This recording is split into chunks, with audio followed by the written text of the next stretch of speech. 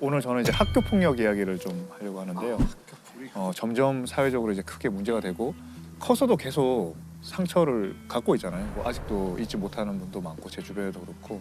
강원도 강릉에서 17살 여학생이 또래들에게 집단 폭행당한 사건이 뒤늦게 알려졌습니다. 여중생들이 또래 친구에게 성매매를 강요하면서 마구 폭행하는 일이 벌어졌습니다. 한 중학생이 개인 SNS 계정에 올린 영상입니다. 책가방 4개를 둘러맨 남학생이 또래 학생들에게 욕설과 괴롭힘을 당합니다. 폭행으로 근육이 파열되고 뇌진탕 진단까지 받았지만 발설하면 가만두지 않겠다는 협박까지 받았다고 말합니다. 학교 폭력의 개념이 뭘까요?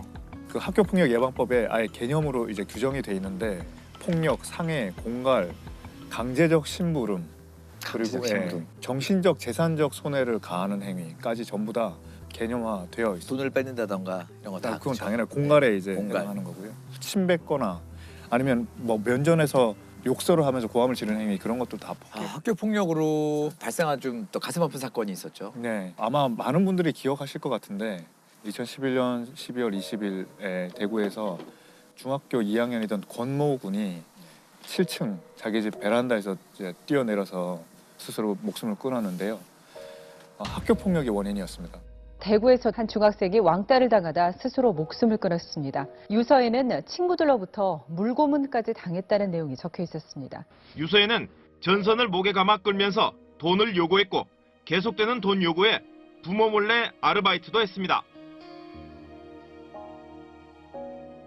그때 이제 올라갈 때 그 엘리베이터 타고 이제 올라갈 때 엘리베이터 안에서 주저앉아서 막 울면서 주저주저 하면서 올라가면서 울면서 하던 그 CCTV로 촬영이 돼가지고 정말 많은 국민들이 마음 아파하고 그랬었거든요. 가해자들이 같은 반 애들이 2명이서 평소에 뭐 때리고 돈 뺏고 좀 특이했던 거는 가해자들이 2명이 피해자 집에 들어옵니다. 검은 점퍼를 입고 안경을 쓴 가해 학생 2명이 주머니에 손을 넣은 채 걸어옵니다. 10여 미터 뒤에 숨진 김군이 불안한 모습으로 고개를 숙인 채 따라갑니다. 거기서 게임을 막 시켜요. 그러니까 게임 중독이 돼 있어가지고 열심히 안 하거나 못 하거나 계속 하지 않으면은 때리고 뭐 단소로 때리고 그리고 물고문도 시키고 마지막 그 목숨을 끊기 전에는 전날에는 이제 전깃줄로 목을 베서 이 과자 부스러기 주워 먹게 당기면서 그렇게 하기도 했고 그래서 그런 흔적이 이 유서에 남아 있는데요. 거기에는 자기가 어떤 일을 당했는지를 추신이 죄송해요 이렇게 제목을 적어놓고 마지막 부탁인데 저희 집 도어키 번호를 바꿔주세요. 걔들이 알고 있어서 제가 없을 때도 문 열고 저희 집에 들어올지도 몰라요. 죄송해요 이렇게 이야기를 했어요.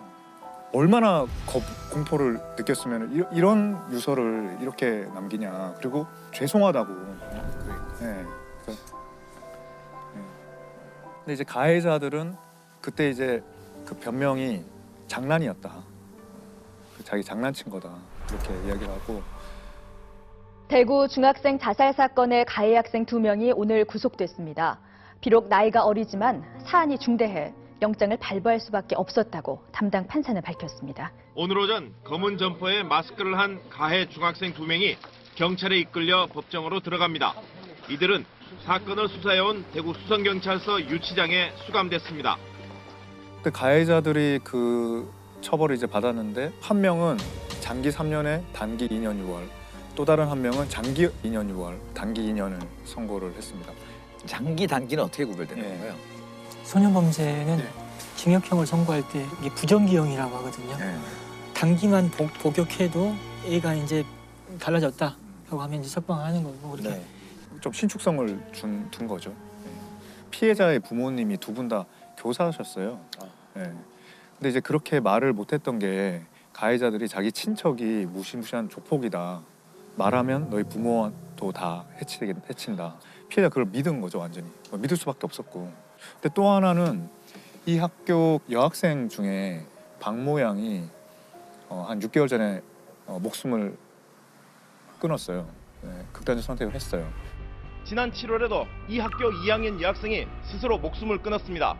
자살 원인은 집단 따돌림 때문이었습니다. 첫 학생이 아파트에서 투신해 목숨을 끊은 것을 교통사고라며 대충 얼버무린 것이 돌이킬 수 없는 결과를 낳았습니다. 박 모양이 같은 반에 어떤 애가 왕따를 당하고 있었는데 그거를 그 교사에게 신고를 했어요. 전부 다 이렇게 벌을 준 거예요. 그냥 그 문제를 정확히 파악하지 않고 그런 와중에서 누가 신고를 했는지 드러나게 됐고 박 모양을 이제 괴롭히기 시작한 거예요. 따돌리고. 그러니까 극단적 선택을 한 거죠. 이런 일들이 있으면 권군이 뭐 학교에 말을 하면 하겠어요. 부모님한테 말을 하겠어요. 해결해 줄 수 없다 이 문제. 그렇게 한 겁니다. 이게 일반적인 범죄와 다른 측면이 있거든요. 다른 측면 한 3가지 정도 요약하면은 먼저 잘 아는 가까운 사람의 범죄예요. 네. 관계성이 있는 거고 또 이게 지속성, 일회성으로 끝나는 게 아니라 지속성이 있습니다. 또 이게 은밀하게 이루어지는 게 아니거든요. 때로는 학교 다른 친구들이 보는 자리에서 벌어지는 일이다 보니까 모멸감이나 굴욕이라는 야 근데 그거 어디 잊어버려라 티내지 말아라 이게 가능하냐 이거예요. 이게 참 쉬운 문제가 아니거든요. 어떤 위로나 회복은 우리가 한번 같이 짊어지자. 짊어지기 위해서 뭘 해야 될지 우리 한번 고민하자. 그리고 저는 어른들의 생각이 잘 넘어온 어른들이 그 사람 문제로 깊이 못 들어가는 문제도 굉장히 있는 것 어른들이 같아요. 야 우리 때는 더 했어. 그거 그리고 야 시간 지나면 다 해결돼. 그냥 다 잊혀지고. 이렇게 생각하는 어른들이 많기 때문에. 대학교 다닐 때 맞으면서 큰다고 원래 애들 그게 진짜 문제인 그만 거예요. 많이 했잖아요. 야, 안 되는데라는 생각이 좀 들었어요. 잔인함 때문에 논란이 됐던 학교 폭력 사건이 있었죠. 네. 2017년 8월 1일에 부산의 사상구에서 6명의 여학생들이 한 여학생을 이제 공장지대로 끌고 가서 의자로 내리찍고 그때 철제 무슨 공구 같은 걸로도 때리고 하도 많이 맞다가 이제 의식을 잃었는데 거기도 또 때리고 피범벅이 돼서 무릎 꿇고 있고 그런데도 때리고 막 그런 동영상이 촬영돼서 좀 사회적 공분이 일었었죠. 국민의 공분을 산 부산 여중생 폭행 사건 가해자들이 형사처벌 대신 소년범에게 내려지는 소년보호 처분을 받을 예정입니다.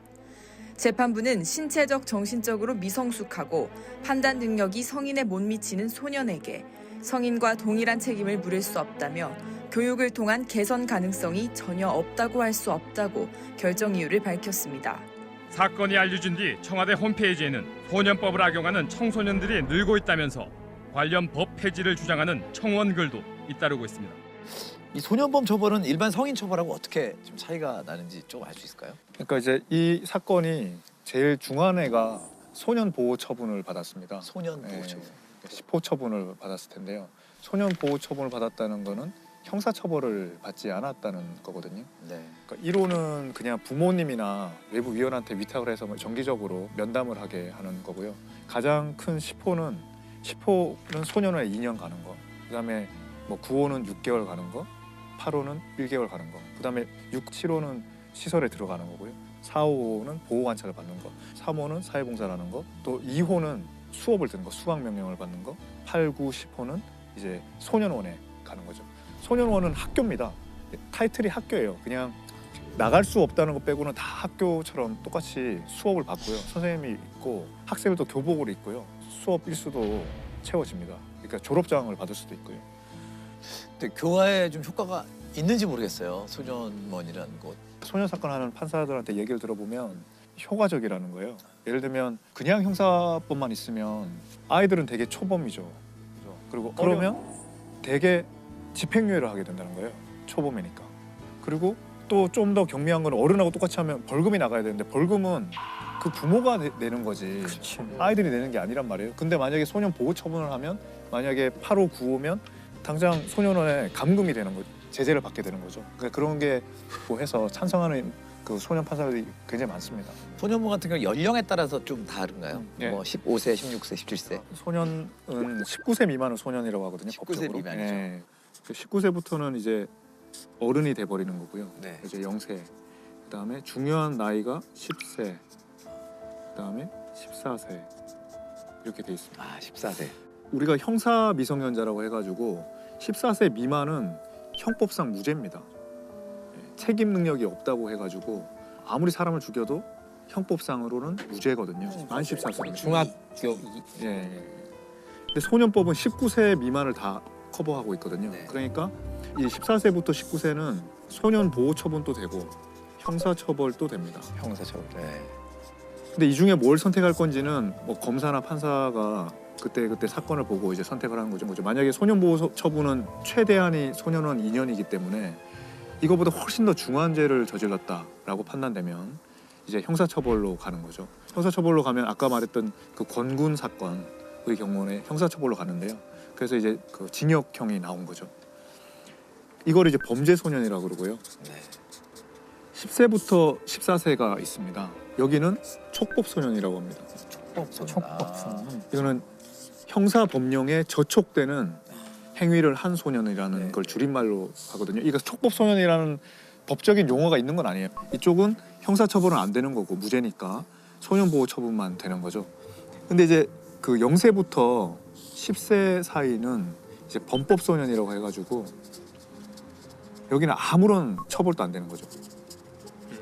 이렇게 이제 나눠지고요. 그 촉법소년에 관해서 특히 의견이 분분한 걸로 좀 알고 있거든요. 만 14세 이하의 아이가 알고 좀 악용한다던가. 말씀대로 굉장히 중한 살인죄를 저지른 경우도 왕왕 있습니다. 네. 2019년에 12월 26일에 초등학교 5학년 여학생인데 같은 반 여학생을 불러내서 흉기로 몇 차례를 찔러서 초등학교 5학년 여학생이 죽는데 A양은 피해 어린이가 자신의 가족을 험담해 이런 일을 저질렀다고 경찰에 진술한 걸로 알려졌습니다.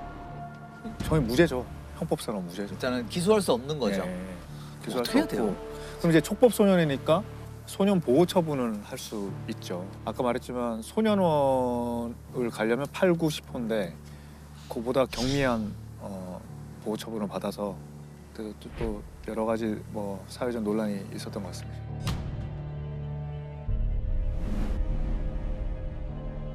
그리고 이제 아까 말했듯이 범법소년의 경우에는 10세 미만은 아예 형사처벌도 안 받고 소년 보호 처분도 안 받거든요. 아무것도 안 받는 거예요. 근데 사건이 일어난다. 그런 경우에도 이제 사건이 일어나는 거죠. 어른보다 더 잔인한 그런 뭐 중죄, 살인죄 같은 거를 저질러서 이제 연령을 형사 미성년자 연령을 좀 낮춰서 형사적 처벌이 가능하게 해야 되는 거 아니냐. 소년법을 폐지라는 이야기도 많았죠. 장 감독도 청소년 또 아이가 있잖아요. 그렇죠. 저는 대부분의 국민 감정과 사실 좀 가까운 편이에요. 왜 이렇게 피해 당한 아이들만 고통받고 가해 아이들은 편하게 사는 것 같거든요.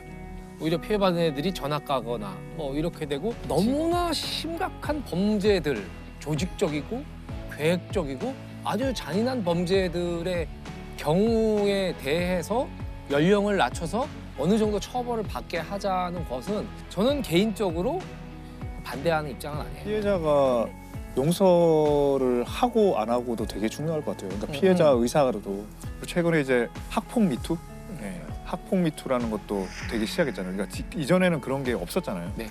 학폭에 대한 인식이 변화된 거를 반영한 것 같고요. 학교 폭력을 당했다는 폭로가 경계를 넘어서 번지고 있습니다. 학폭 미투가 확산하고 있는 건데요.